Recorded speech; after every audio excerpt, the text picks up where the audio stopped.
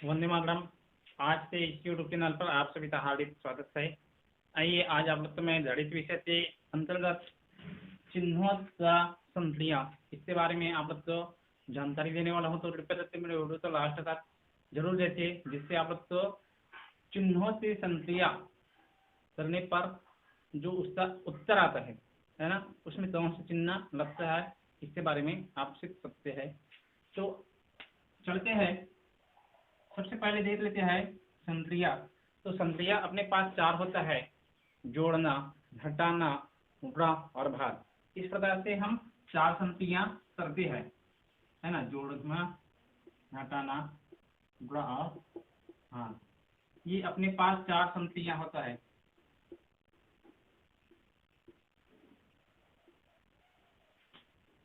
तो सबसे पहले हम देखते हैं जोड़ना का, है ना। तो जोड़ना में है, सबसे पहले हम जोड़ना का संक्रिया लिख लेते हैं।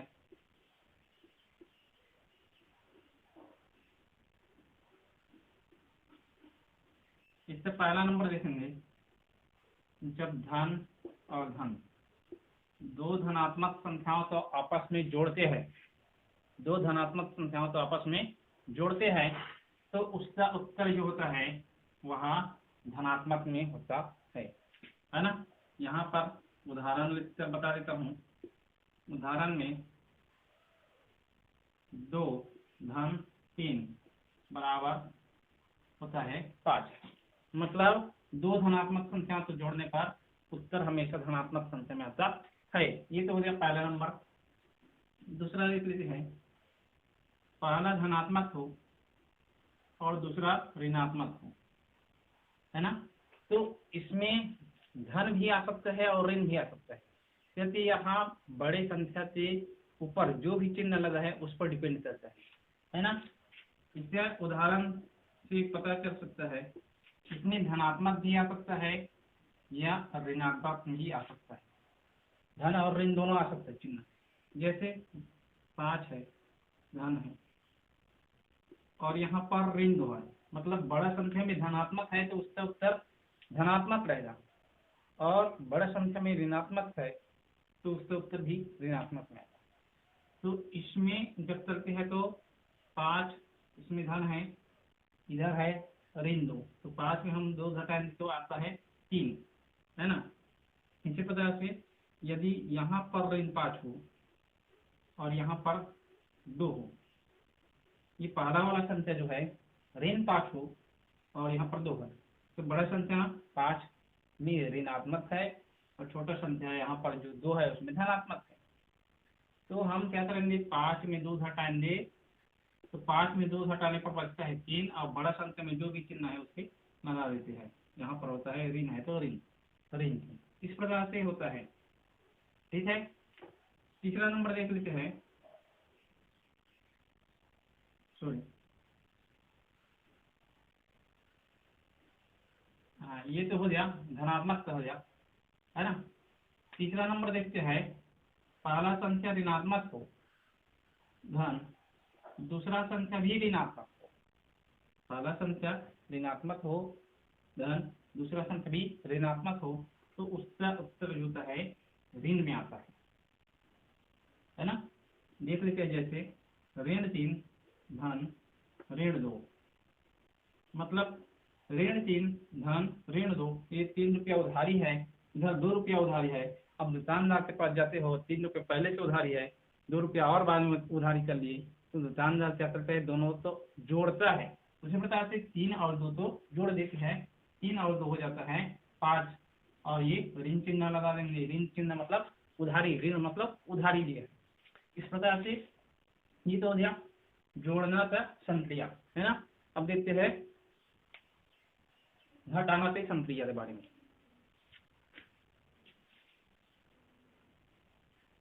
दूसरा नंबर देखते हैं ऋण का संक्रिया, मतलब घटाने के संक्रिया में सबसे पहले देखेंगे तो पहला धनात्मक संख्या है, दूसरा भी धनात्मक संख्या है, दोनों के बीच में ऋण चिन्ह है, तो उसका उत्तर हमेशा धन या फिर ऋण दोनों में आ सकता है।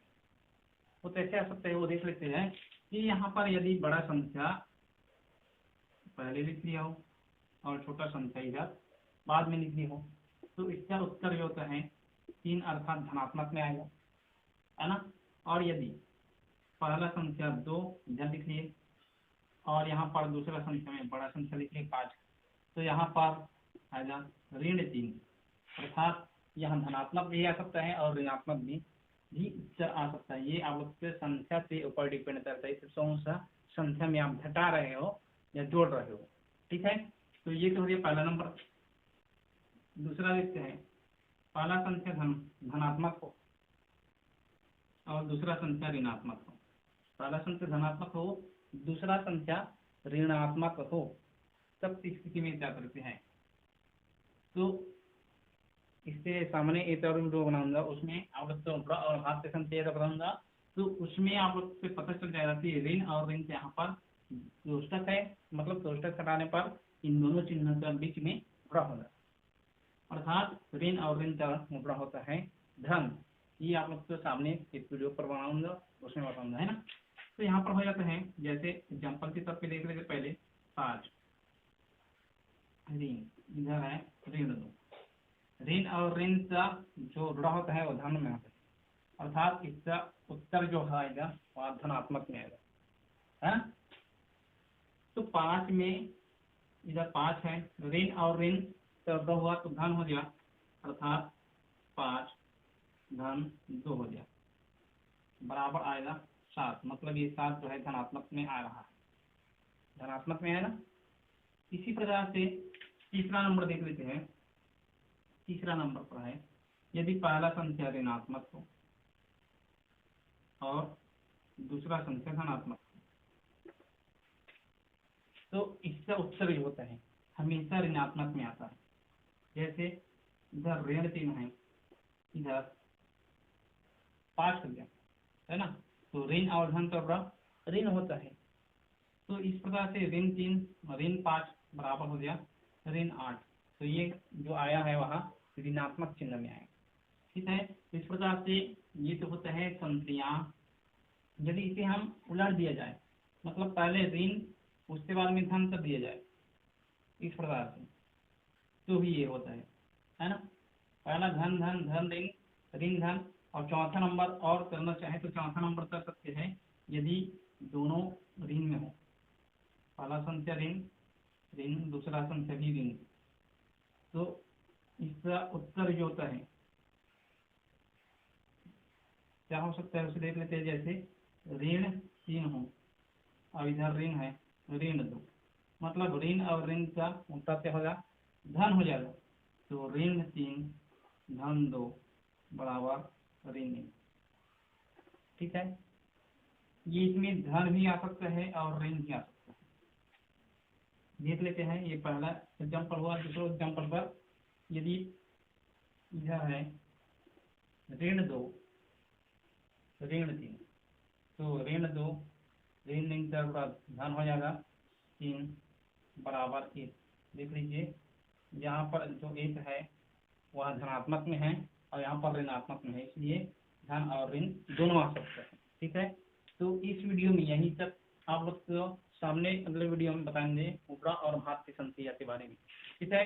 तो यदि आप लोग को मेरा यह वीडियो अच्छा लगा होगा तो प्लीज़ मेरे वीडियो को लाइक कीजिए, शेयर कीजिए, साथ साथ सब्सक्राइब कर लीजिए मेरे यूट्यूब चैनल को, ताकि जो भी मैं वीडियो बनाऊँ तो सबसे पहले आप लोग के पास में नोटिफिकेशन पहुँच सके, ठीक है। धन्यवाद।